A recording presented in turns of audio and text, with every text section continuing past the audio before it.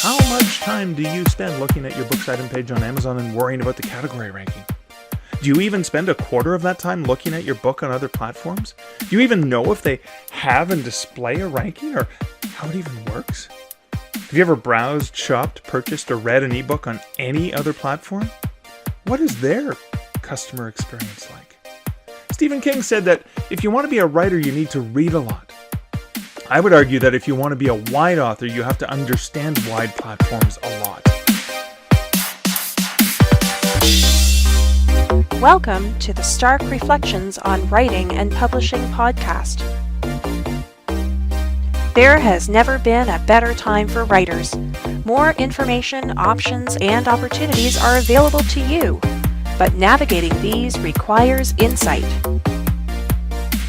Join Mark Leslie Lefebvre as he draws upon more than a quarter century of experience as a writer, a bookseller, and a trusted book industry consultant to explore and reflect on the writing and publishing landscape to help you make informed choices on your writer journey.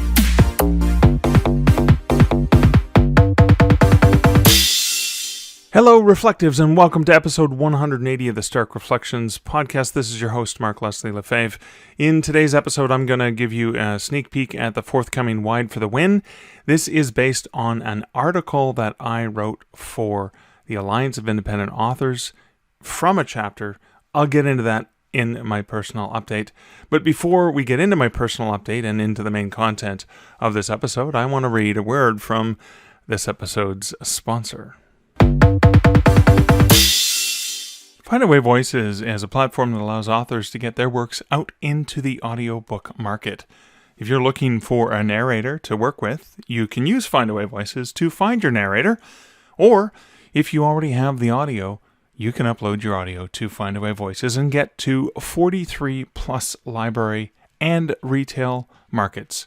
You can set your own price, and you can even participate in some of the promotions they have available with Chirpbooks and Apple audiobooks.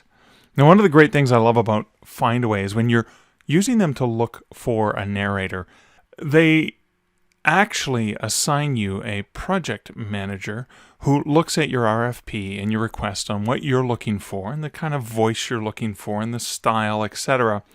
And then they go out to the thousands of professional voice talents around the world, and they try to find you between 5 and 10 of the best voices that they think would suit your project for a variety of price ranges, from the lowest to some of the higher. So it gives you optimum choice for different voices and different costs.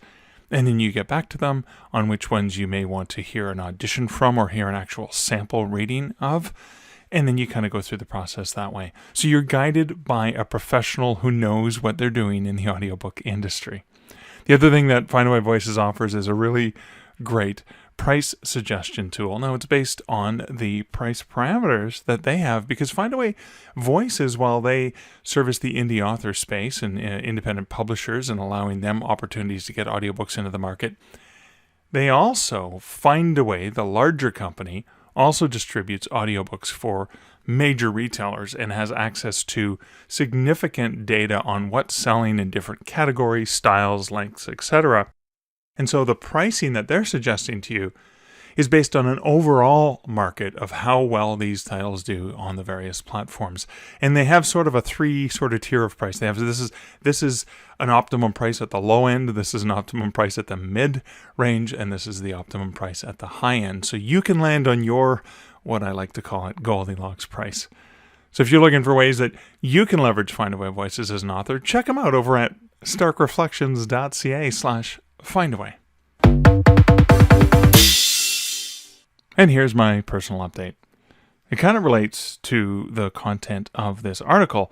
So I was recently reached out to by Sasha Black from Alliance of Independent Authors, asking if I would want to contribute to an article that Ally, the Alliance of Independent Authors, was publishing at selfpublishingadvice.org for independent authors, The Ultimate Guide to Publishing Wide. And Orna Ross had put together a beautiful, brilliant article already, and they were looking for specifically what I would recommend from authors at different stages in their careers for publishing wide, like beginning authors authors returning to Wide, authors who went from Kindle Direct Publishing Select or Kindle Unlimited to publishing Wide. And I, of course, am in the throes of writing, rewriting, editing, tweaking, all the things for the book Wide for the Win. And so I ended up readapting some of the content I had into what ended up becoming a single chapter in the book, early on in the book, and an article. So they got an early draft of the article, and you're going to hear a slightly later draft of the article. It's still going through revisions. And so that's the content of this article. So I thought it'd be valuable for you to sort of get that perspective, sort of as a sneak peek of some of the content from Wide for the Win, but also I thought it was valuable to share that with you, the listener. Speaking of Wide for the Win, I am, of course, working on it. I've got several hours a day committed to the writing, rewriting, etc. And it's kind of funny. I'm still adding stuff. I'm still adding chapters and subsections to pre-existing chapters as I've gone back through it. It has not yet gone to editor. And one of the things I realized is my deadline was approaching too soon, so I did push it back another week to March 23rd. And that's not for the editing. I would have gotten the editing done in time, but it's more for the so I can actually have a little bit of leeway time to get it to some early readers for the book. So that's just been an ongoing thing. But it's I have to remind myself this is in many ways, this was the book I tried to write years ago that I was going to call what the heck was I going to call it? Indie Publishing Insider Secrets, and it became 3 other books. And it's sort of becoming this other 4th book, and I have to remember that I was this book just kept growing and growing, and that's what happened. And I have to remember not to do that this time. So it's kind of reminding myself of the things I've learned along the way.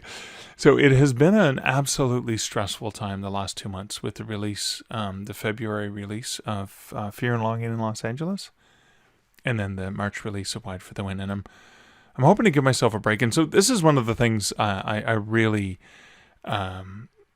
truly now understand is I honestly don't know how authors who do that rapid release. Now, I'm working, not just on writing full time. I'm only able to write, maybe I have 10 to 15 hours a week to dedicate to writing if I'm lucky. Because of the other work that I do, the consulting work that I do. But I can't imagine how authors, well, obviously they prioritize better than me, but it's just not for me. It's something that causes me, I do like deadline and I do work to deadline, but it causes me a lot of pain and anxiety and exhaustion. I am absolutely exhausted and I still have a long way to go. So speaking of good news and exciting things, so Fear and Longing in Los Angeles came out, and I didn't really do much to push it. But I do have some promotions in play. So right now, as we speak, the first week of March, I have it in a Kobo free first in series promo on Kobo. So I'm getting some significant downloads. Now, I'm not seeing any sales so far because of it, but I'm getting a lot of people into it. Now, because it's short, it's only 10,000 words. And there is a call to action to get a Canadian Werewolf in New York. I'm hoping that works. But just to try to entice those people and other people to check out the series is on March 11th, a Canadian Werewolf in New York will drop down from $4.99 US to 99 cents. And it'll be 99 cents across the board. So, US, Canadian, Australia, New Zealand, euros, pounds, just 0.99, just to make it consistent. Because I have a BookBub, an international BookBub that runs on the 12th. So I have a whole slew of promo stacking on that kind of go on for about 8-9 days in the hopes that I can get people in reading A Canadian Werewolf in New York. And then the call to action is to get the novella Stowaway and then Fear and Longing in Los Angeles. But despite not really doing promo for Fear and Longing in Los Angeles, I am scheduling. I'll talk about that in a bit. The sales have kind of started to go up on all 3 books in that series, or the 2 novels and the novella. And so I'm noticing that impact of the thing I've known for years and have told thousands of authors is, get this. It's not until the third or fourth book in a series comes out that things really start to lift off, because people look at it and go, oh, okay, I'm going to buy this, and I'm going to buy this, and I'm going to buy this. So I'm seeing that impact. Specifically, I'm mostly seeing it on Amazon, but I'm also seeing some lift on Apple Nook. And I did see a little bit on Kobo. Right now on Kobo, we're only, 4 days in, and I've seen nothing but free giveaways. But that's par for the course. There's a lot of freegans on that platform who are never going to buy anything ever. And that's fine. You just deal with them. There's lots of freegans on all the platforms. But anyway, so that's going on. And then in terms of promotion, I was talking with my friend Julie Strauss, and we're going to be doing a Beers with Mark. I occasionally do like a live beer drinking session that I broadcast to YouTube and Facebook, and sometimes I've brought in special guests. Sometimes it's even been scotch or not necessarily beers. It was drinks with Mark. But anyways, Julie and I are going to do that because Fear and Longing in Los Angeles has a scene that takes place in a brewery that is based on a real brewery in Orange County in California, near where Julie lives, that she's been to. She adapted a fictional brewery into her novel, Prosecco Heart, which is a contemporary women's humor romance novel I love. And she calls it Skull. It's Phantom Carriage Brewing is the real place. And I asked her to go check it out because it's supposed to be haunted. And I was like, hey, check it out. I'd love to go. When Liz and I come in to visit you and Joe, we can go check it out.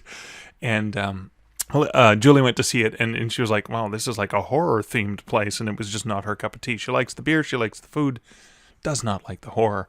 So she kind of mocked it a little bit in Skull Crusher Brewery, which she made up. And she has this really hilarious scene with Tabitha, her main character in the novel, that takes place there. And so I thought it would be a fun nod to Julie to include a scene where Michael goes into the same brewery, Skull Crusher Brewery, and actually sees Tabitha having this goofy scene. He kind of overhears and sees a little bit from the exact same chapter. So thought it'd be fun for the two of us to just have a beer together. She's going to have a beer from Phantom Carriage. I'm going to have a different beer. We're going to talk about the brewery. We're going to talk about writing. We're going to talk about both our novels. And I like that. It seems like more of a fun event rather than me just focusing on, hey, this is all me and all Mark and all whatever. I love the fact that I can do it with another author. And maybe some people who are there to see me will discover the awesomeness that is Julie and her books, and I love her novels, and Prosecco Heart's one of my favorites, and not just because she wrote a couple walk-on characters named Mark and Liz, who are friends of the main character, sort of as a nod to us. But I just like the idea. I like the community spirit of that, and so that's something that I'm going to be doing for promoting Fear and Longing. And then, of course, I have a whole bunch of things scheduled for Wide for the Win, including I'm doing something with Sasha Black on, it's a private Rebel author group that she has on Facebook, and I'll be doing that on March 17th. And a whole bunch of other things are scheduled for interviews. So it's going to be crazy busy for a while. On top of that, I'm doing a whole bunch of other talks and workshops for different writer groups and libraries and things like that. And honestly, I'm feeling really overwhelmed in terms of all the things on my plate, and my head's spinning a little bit. I'm kind of like looking forward to taking a little bit of a break, but I did that to myself, and that happens. I do things like that to myself all the time. But in any case, that's just the introduction. Without further ado, why don't we get right into this content, which is tips for authors at different stages for understanding Wide.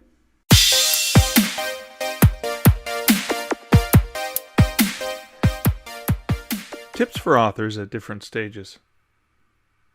Over the years, I've been approached by authors at different stages in their own author journey, looking for advice. They often ask me if it's too early or too late to start adopting a proper wide mindset. My answer is that it's never too early or too late to start thinking and acting wide. How's that for being open and inclusive? In my world, it's not just the prodigal son who wins the parental heart. So too does the loyal daughter, and the newborn child, and let's not forget the adopted older child. A parent's love isn't finite. Love itself isn't finite. The same goes for a reader's love for consuming more and more books. We live in a world where no single writer will ever be able to produce enough material for their most passionate readers. A world where those readers aren't all in the US and UK.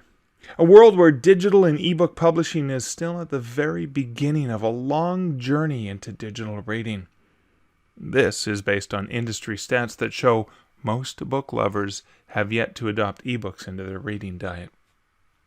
So, it's good for authors to remember that there are more readers in heaven and earth than are found along the shores of the world's longest river. And on the shorelines of those other rivers, streams, lakes, and bodies of water sit readers, eager to soak in your words, stories, and unique insights. Your specific introduction to Wide is likely more complicated than the 4 segments outlined below. And while I'm sure you can find helpful ideas and perspectives within each of them, regardless of where you sit, you might be approaching Wide from one of these 4 areas. At the start of your indie writer journey, coming out of a tour of duty in KDP Select, returning to Wide, and you've been wide and you're not selling. At the start of your indie writer journey, common advice for beginning writers is to start with Amazon because there's so much to learn. The idea of having to try to understand 5 of the main retail platforms, not to mention dozens of other retailer, library, and subscription models of digital reading, can be overwhelming. From a logistical and perhaps even business standpoint, this makes sense.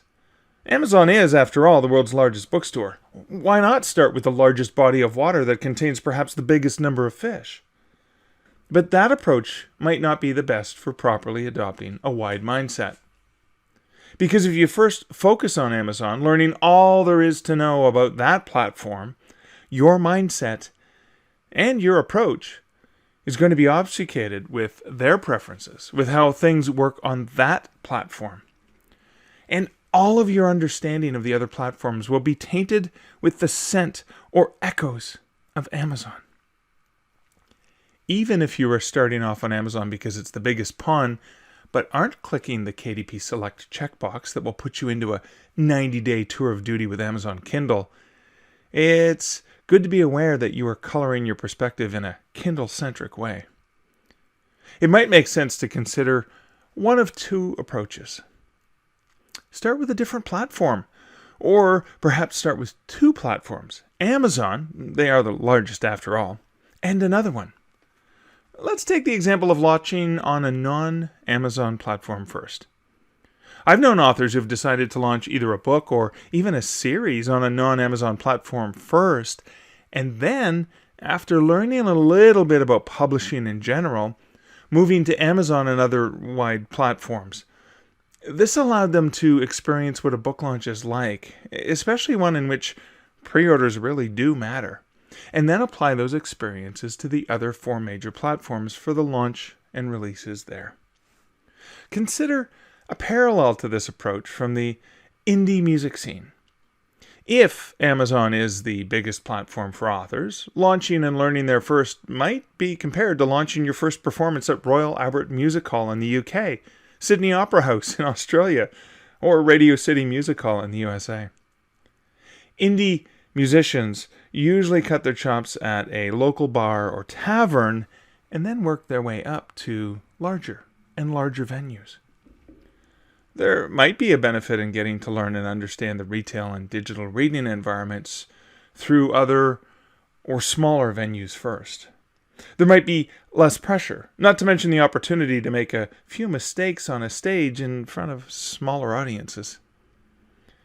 Also, let's consider the 30-day cliff common to Amazon. Imagine having a 5-book series already launched on one or more of the other wide platforms that took time to produce. Picture all you'd learned about launching wide, and then introducing it to Amazon and the rapid release approach that can work well there.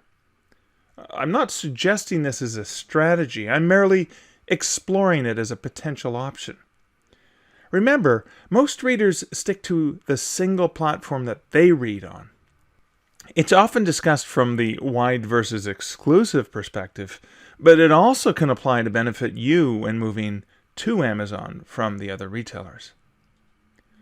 While I'm not suggesting that Apple, Kobo, or Nook might be looking for their own versions of exclusivity, I have known each of those platforms over the years to be open to a insert platform name here, first type program, where pre-order is only available on that platform, or perhaps the ebook is available there exclusively for a limited time, even if it's just 30, 60, or 90 days.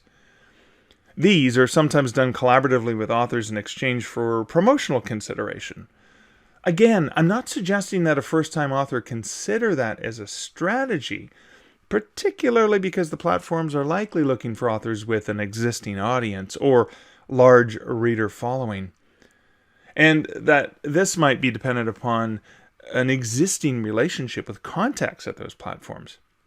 I'm merely suggesting it as an example of a trend that I've spotted over time. Something that might be more realistic, because it reduces your learning to 2 platforms from learning them all at the same time, is launching on Amazon and a second platform. The benefit is that you aren't first conditioning yourself to always be thinking Amazon first and everything else second. Like growing up 2 languages in the familial home, you're likely more adept at speaking and even thinking in both languages rather than first learning one, then having to uncomfortably shift your thoughts and relearn a second language while having to force yourself to unlearn the rules of the first language. For example, if you're a Canadian author and you know that Kobo has a significant presence in Canada, you might consider learning Kindle and Kobo first.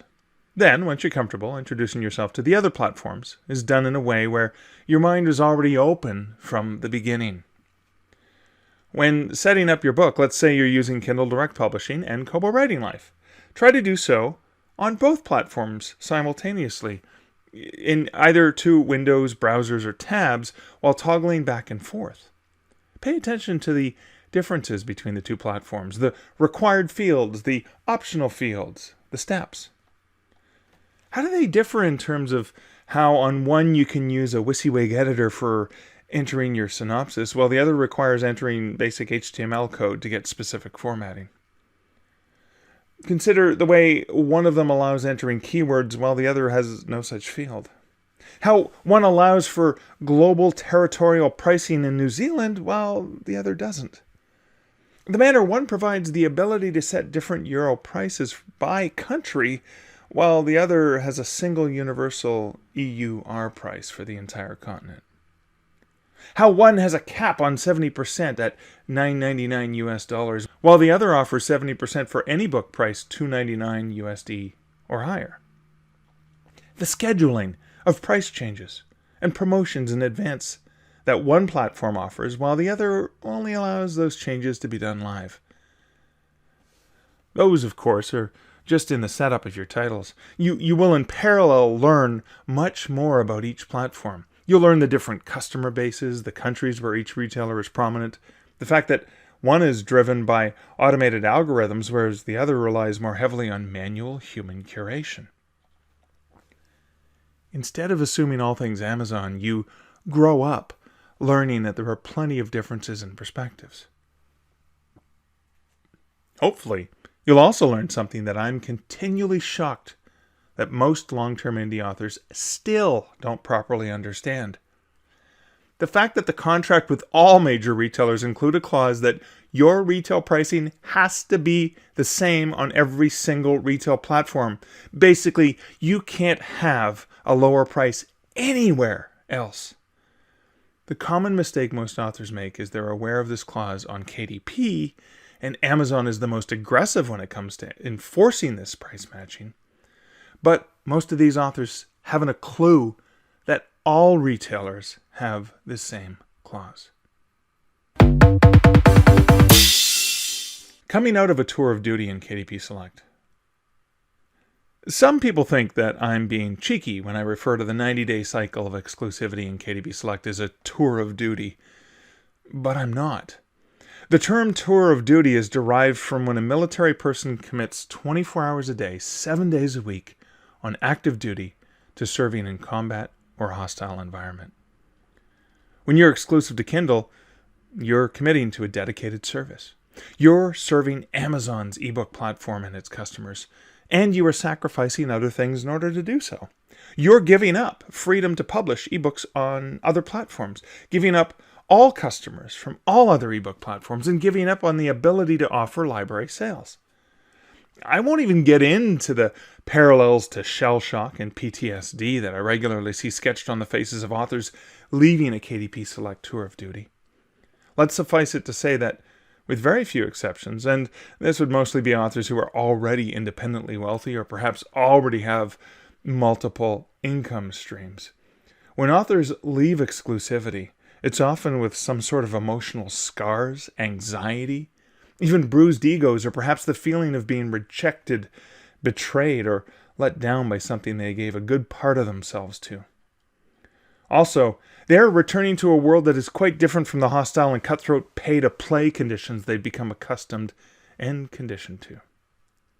So in many ways, it's not easy to integrate into the environments of the broader global e-reading communities, and it might even be harder for you than for a beginning author. Because, as I mentioned at the start of your indie author journey section, your perspective has become tainted significantly in favor of Amazon. Take keywords, for example. Amazon's the only platform that truly leverages keywords in a very specific way that is used to game Amazon's retail store algorithms for placement in certain categories and maximizing ranking. The majority of the other retailers don't even have a specific field to manually enter keywords in your metadata. And yet entire businesses have been built upon understanding and leveraging keywords for Amazon.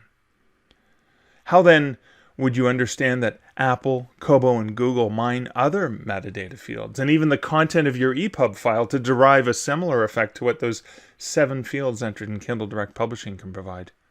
It's simple. You wouldn't, because you grew up learning Amazon, and only Amazon. I would advise that you start in the same way that authors are advised to start learning about ebook publishing in general. Pick at least one of the wide platforms and spend some time trying to learn and understand it. And not just the publishing side, but the consumer, the reader, the retail experience. How much time do you spend looking at your books item page on Amazon and worrying about the category ranking? Do you even spend a quarter of that time looking at your book on other platforms? Do you even know if they have and display a ranking or how it even works? Have you ever browsed, shopped, purchased, or read an ebook on any other platform? What is their customer experience like? Stephen King said that if you want to be a writer, you need to read a lot. I would argue that if you want to be a wide author, you have to understand wide platforms a lot. If you begin to see how your book looks, how it shows up, or doesn't, in search results on the other platforms, what internal and third-party promotion tools work best for elevating your sales and ranking and discoverability on those other platforms, you'll begin to properly cultivate your sales there. One thing I can guarantee is that it won't be fast, and it won't be easy. Consider the term cultivate from the horticultural origin of the word. Plants prosper differently under specific conditions that are unique to each. They require careful attention, training, study, and time. Your books and the platforms they grow in are no different. Oh, and one more thing that I think is important for you to be aware of. You might need to recondition or reapproach your existing customer base. If you've been exclusive to Kindle and making good bank on Kindle Unlimited page reads, chances are you've conditioned a good portion of your reader base that your books are free. You might need to ensure they are aware that when you are truly wide, your books will be available to millions of more readers, and also now free to even more people through numerous library programs. Returning to wide. While this realm is similar to one's first introduction to wide, it also comes with its own challenges. The first is recognizing that every time you delist your titles to go exclusive to Amazon Kindle for 90 days of multiple tours of duty in KDP Select, you are resetting or wiping out the ranking and temperature of your books on the other platforms. I liken it to falling off the wagon of sobriety. And yes, if it's not already blatantly obvious, I have a deep personal bias about exclusivity that seems to result in the use of negative anecdotes for describing KDP exclusivity, such as tour of duty or addiction. But let's follow along. Every time you give in and take another drink, you give up the right to hold a sobriety chip, and the counter goes back to 0. The same holds true when you delist from the other platforms. The rank of your book goes back to 0. Any systematic benefits from being wide are gone. They're wiped out. Perhaps the only thing that is likely to still be there when you return would be the reviews, because if you publish using the same ISBN or edition of the book that was delisted, most of the wide retail systems retain a connection to that customer review, which is linked to the ISBN. That is at least one saving grace. But you might have lost the faith of your readers along the way. If you were, for example, releasing a series and then disappeared for those promises of the greener pastures of the Kindle Unlimited fields, any readers who might have been avidly following you may have been put off and moved on to other more easily available books and authors on that platform. You may have lost them. You may even have insulted them. You might be able to win them back, but in many cases you're often having to start from scratch with each re-entry. It can take as long to return to success on the wide platforms as it took to first build up your sales there in the first place. Maybe even longer depending on some of the damage that may have been inflicted when you left.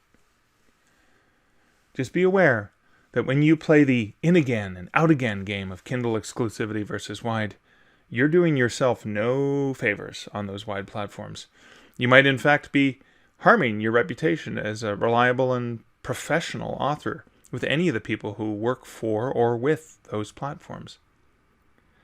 Think of the spouse whose partners had an affair and cheated on them numerous times. How likely are they to ever fully trust that person again? If you think I'm being overly dramatic in that perspective, just remember, I spent several years at one of those retail platforms and had to play the doting and loving Betty who always took that fickle Archie back in, no matter how many times he dumped me with the rich and privileged Veronica batting her pretty little eyes at him. I'm sure I'm not the only one feeling the side effects of that blatant rejection. So, when a promotional opportunity comes up, just remember, if you might be seen as the spouse with a history of stepping out on the relationship, or the reliable, constant one whose faith and commitment has never wavered. You've been wide, and you're not selling. If you haven't already guessed, I like drawing parallels to other life experiences. This one reminds me of what can happen in a long-term personal relationship. At the beginning, everything was new and fresh and exciting. As you were getting to learn about one another, there was a unique high in each new experience. There was hope for a bright future. The romance was strong. Then, as the newness and thrill of discovery gave way to normalized and systemized patterns, the luster and shine faded, and you found yourself in a comfortable routine of taking that partner for granted. You already know, or think you already know, everything about that partner. There's no newness, no freshness, no dramatic fanfare. But here's the reality.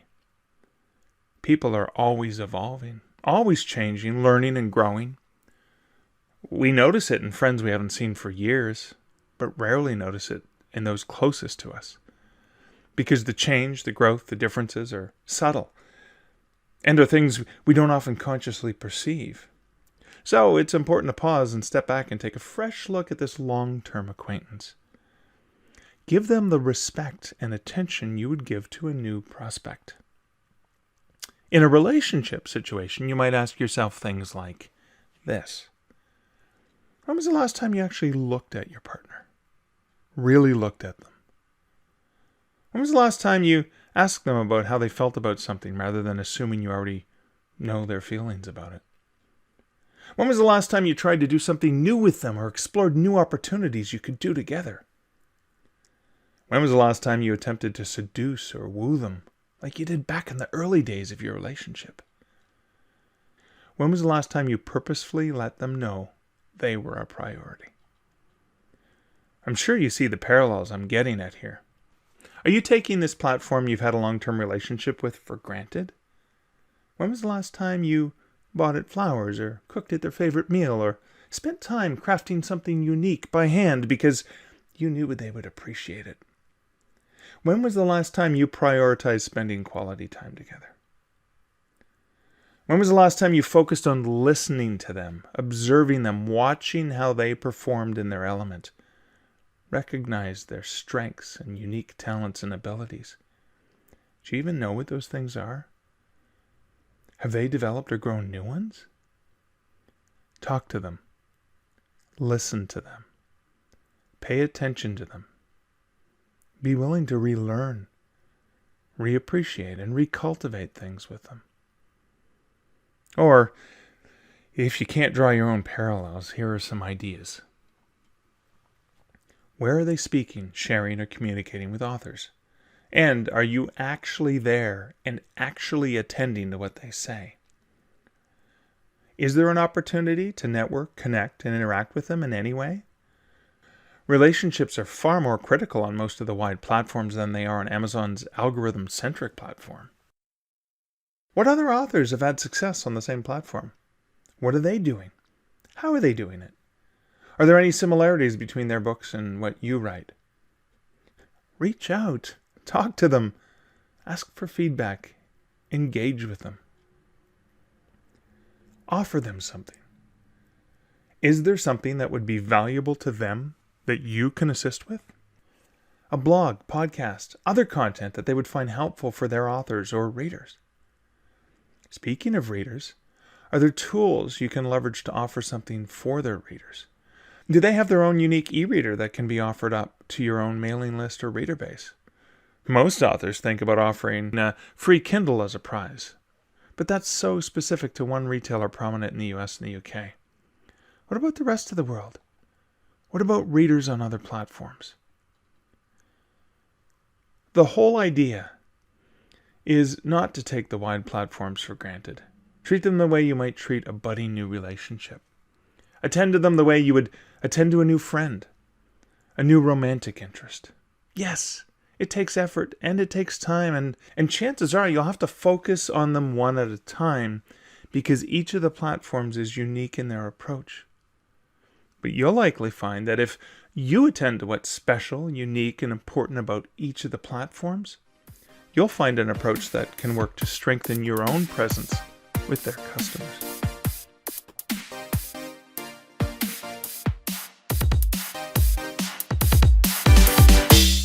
Well, that's it for episode 180 of the Stark Reflections podcast. Thank you so much for listening. I hope you enjoyed this little bit of a sneak peek at Wide for the Win. Next week, I'll be back with another interview again, the regular format of the podcast. If you do enjoy the podcast, feel free to share it with a friend or someone that you think would find value in the content that I share weekly on the Stark Reflections podcast. I also want to say a special thank you to the patrons of the podcast who support this podcast over at patreon.com/starkreflections. Thank you, patrons, so much. Your donations of $1, $3, $5 per month to give you additional access to reflections on other podcasts and other bonus material that I provide you is very, very much appreciated. So thank you to my patrons, and thank you to all my listeners. And so, until next week and next episode, this is Mark Leslie Lefebvre wishing you great writing and good, wide reflections. Thank you for listening to the Stark Reflections podcast. You can find show notes for each episode at starkreflections.ca.